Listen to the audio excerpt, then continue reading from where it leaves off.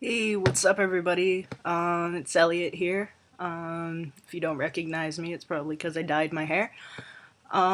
This week's topic is about passing, so I'm gonna go through things that I do to pass, and yeah. So, first off, we'll start with binders, because binders are a very important thing in passing. Um, if you don't have a binder, don't use an ace bandage. Everyone should know this by now. It's very it hurts your ribs and cuts off your breathing and will fuck everything up basically. So don't use ace bandages. Um, if you can't afford a binder, an alternative way to bind is using a sports bra and a really tight sports bra and maybe another one over top even. Um, but if you have a bigger chest like me, you would know that that doesn't work for bigger chested people. So that's more for C's and under probably. If you have, I think that's about all the ways you can bind without a binder. That's safe. Um, if you styles of binders, the 997 I've heard is really good because it goes down all the way and tucks in your hips and your stomach if you have a little pooch. Um, and you don't get that noticeable gap from your chest and your stomach. So the next binder I buy is going to be a 997. I would not recommend the tri-top to bigger chested people because it doesn't. Let's say your tit can actually fall out. So yeah. Um, Other than binders, next we'll go to clothes, I guess. Usually, if I'm going out somewhere, I wear layers. I wear a t-shirt usually and a long sleeve button up or a hoodie. I have a sleeveless hoodie now that lets me be less warm because the sleeves are cut off here. The green one you saw last week, yeah, that helps a lot. Now I won't be as hot in the summer. But yeah, layers really help because chest, it'll be less noticeable if you. It'll just be less noticeable. Just trust me.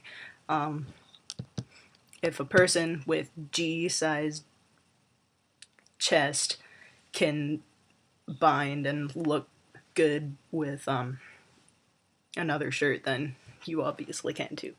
So yeah, jeans. I wear slim straight leg because it'll make it look straight all the way down. It's hard to find them with good length, so you might have to get that hemmed though. I find a lot of the time when people wear baller caps, it makes them just look like they're trying really hard.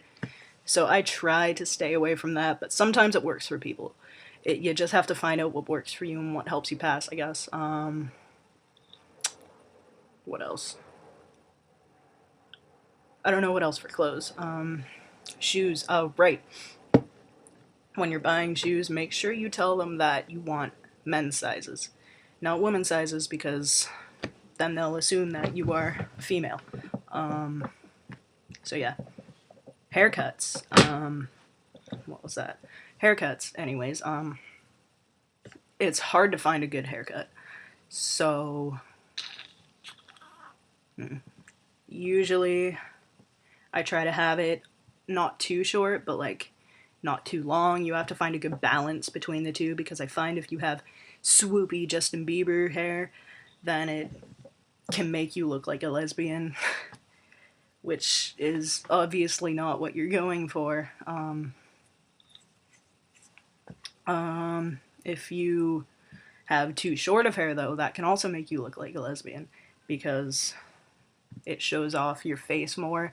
And if you have a more like female, like not very thick jawline, then really short hair might not be a good option for you because it might accentuate that. Um, I don't know. I don't think my hair helps me pass or prevents me from passing, but yeah, after summer I'm gonna get it cut and then it's gonna be like pretty short. I'll be able to stick it up and stuff, but yeah, hair is a when you go into the when you go to get your hair cut, make sure you are binding and you are trying to pass, because if you don't and you don't pass, then you might get a haircut that they decide would look better on you. My boyfriend, for one, has gone and gotten his haircut before and hasn't been trying to pass, and then he got a bowl cut. He asked for like a shaggy-ish cut, and then, yeah, he got a bowl cut. So, if you're going to get your haircut at a, like, hair place, make sure you try to pass while you're there. What else? I find voice inflections are also a very big thing to help make me pass. I'm always deepening my voice. I'm deepening my voice right now, actually, and it's really hard to keep it deep. It cracks a lot, to be honest.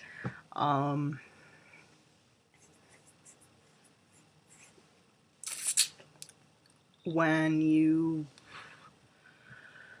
talk to people, try to make your voice not have high inflections, because I find when I'm normally talking, I talk like this, and I talk really, really femininely, and it can either make me look female or make me look stereotypically homosexual. And the homosexual one is not very a bad one, but I don't want to get mistaken as female. So I try to keep my voice down lower and keep it more, not monotone, but like lower tones. I find deepening your voice helps a lot. So if you're having trouble with voice passing, then just train your voice to be deeper, and that should help a lot. I don't know what else there is. Fuck, I can't even think right now. Right, mannerisms. Shy. I can't remember. I feel awful. I think it's Shy. But he touched on this, and mannerisms with your hands and like, oh yes, blah blah blah blah blah. That can also be very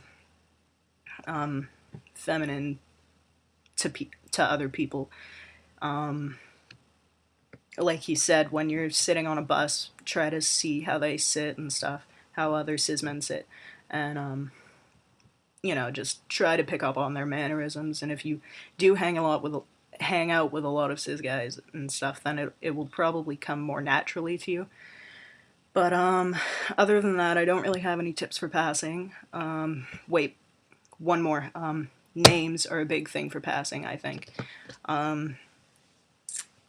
Someone who was on this channel before, Lucas, he lives in Vancouver. His name used to be Kai, and he changed it after because a lot of people were misgendering him because of the name, and he changed it to a traditionally male name, Lucas, and that problem went away. So I think if you have a peculiar a peculiar name, then it's gonna be more obvious that you're trans, or names with non-traditional spelling. But yeah, there's definitely a line you shouldn't cross when having a peculiar name. But yeah, other than that, I think that's all I have to say about passing.